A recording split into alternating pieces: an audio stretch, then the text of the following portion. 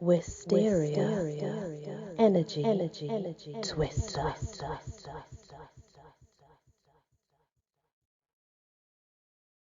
Welcome back, my wonderful people. Shall we continue our beautiful journey of the Fae folk, the fairies?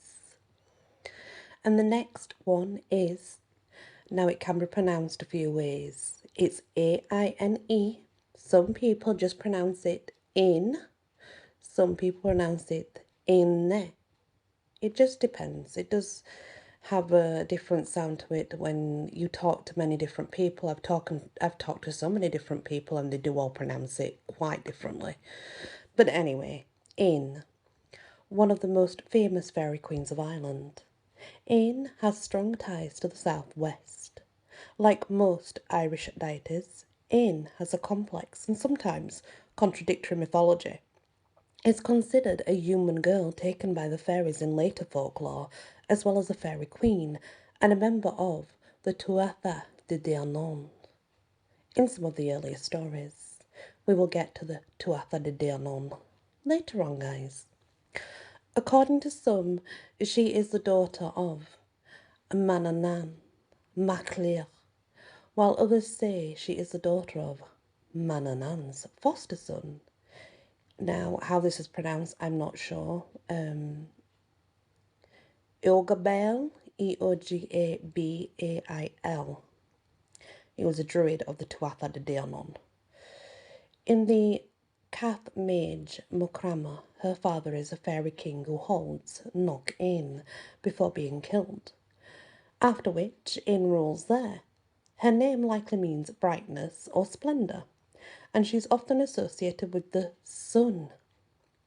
Not far from Aine's Ill is another, Knockrené, associated with the fairy queen Grian, literally sun, who is also probably a goddess. Some sources consider the two to be sisters, and there is a source from MacKillop who suggests that Aine and Grian may represent the summer and the winter suns, respectively.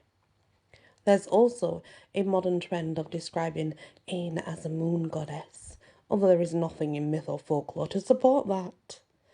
Like many fairy queens, Aine is reputed to have love affairs with mortals, and several Irish families are said to be descended from her unions, which is very interesting. This also includes the Fitzgeralds. The most well-known of these descendants may be Geroid Iala, the third Earl of Desmond. Folk stories say that his father found Aine combing her hair out by the edge of Lalgoron.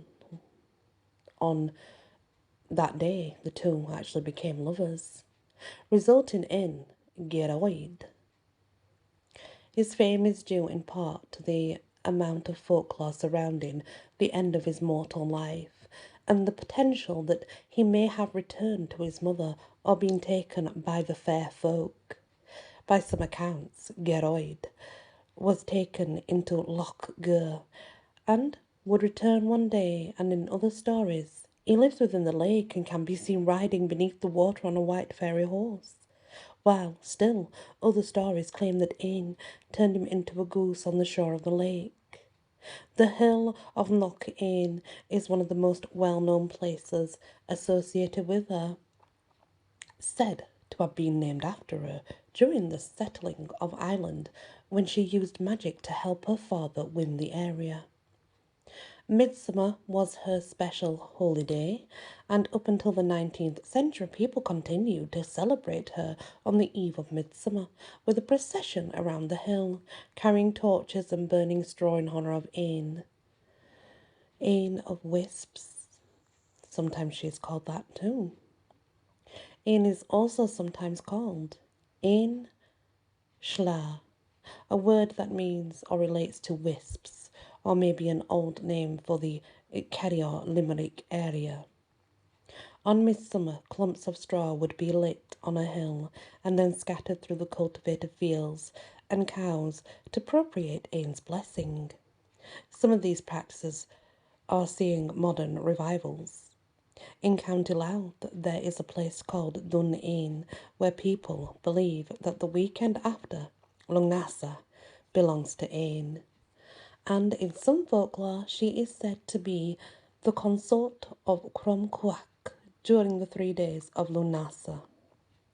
Additionally, there is another hill called Knock in County Derry and a third in Donegal.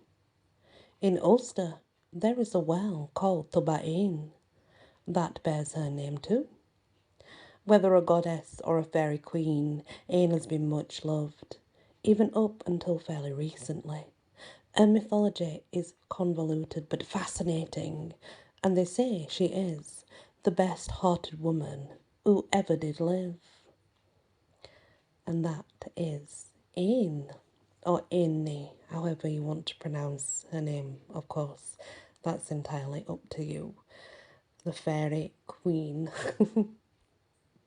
Not that I ever met a fairy queen, but I'm pretty sure that they would be absolutely beautiful, wouldn't they?